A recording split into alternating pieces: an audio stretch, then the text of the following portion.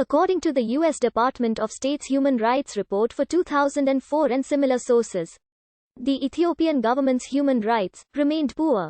Although there were improvements, serious problems remained. The report listed numerous cases where police and security forces are said to have harassed, illegally detained, tortured, and/or killed individuals who were members of opposition groups or accused of being insurgents. Thousands of suspects remained in detention without charge, and lengthy pre-trial detention continued to be a problem. Prison conditions were poor. The government often ignores citizens' privacy rights and laws regarding search warrants. Freedom House agrees. The site gave Ethiopia a 6 out of 7, which means that it is not free. Although fewer journalists have been arrested, detained, or punished in 2004 than in previous years, the government nevertheless continues to restrict freedom of the press. The government limits freedom of assembly, particularly for members of opposition groups, and security forces have used excessive force to break up demonstrations. Violence and discrimination against women continue to be problems. Female genital mutilation is widespread. Although efforts to curb the practice have had some effect, the economic and sexual exploitation of children continues, as does human trafficking. Forced labor, particularly among children, is a persistent problem. Low-level government interference with labor unions continues. Although the government generally respected the free exercise of religion, local authorities at times interfere with religious practice. In order to improve Ethiopia's image, they hired U.S. agencies to improve Ethiopia's image for $2.5 million. According to report of Amnesty International 2016-2017, prolonged protests over political, economic, social and cultural grievances were met with excessive and lethal force by police.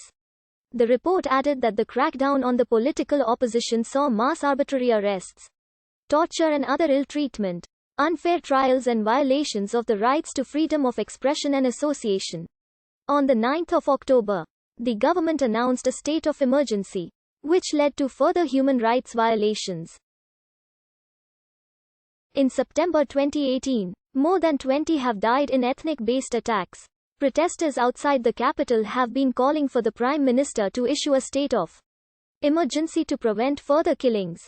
During Emperor Haile Selassie's reign, laws began to be systematically codified, allowing for the enactment of Ethiopia's first two constitutions, the Constitution of 1931 and the revised Constitution of the Empire of Ethiopia of 1955, as well as 6 codes that remain fundamental to Ethiopia's laws today.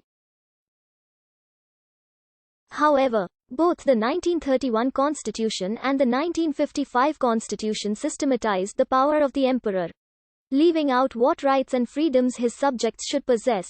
After overthrowing Selassie in 1974, Major Mengistu Haile Mariam established a military dictatorship that subjected its political opponents to arbitrary arrests and detentions, torture, enforced disappearances and extrajudicial execution.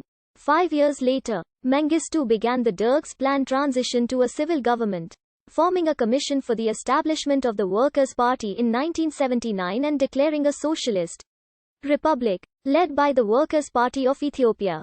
In 1984,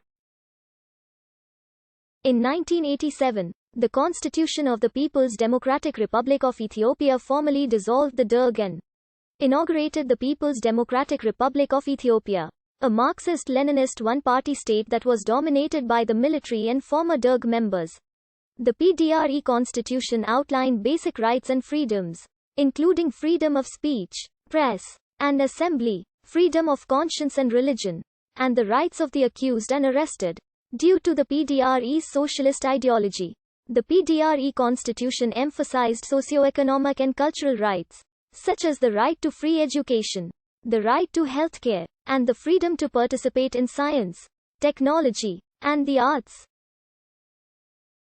However, the same rights established in the PDRE constitution were violated by Mengistu's military state.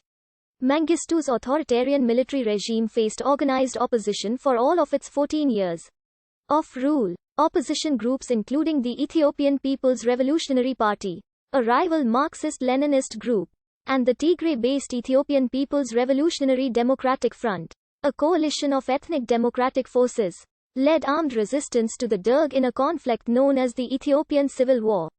The Derg used violence, commonly enacted through military campaigns, to suppress dissidents. In 1976, the Derg instigated the Kli Shibir, a violent political repression campaign targeting the EPRP.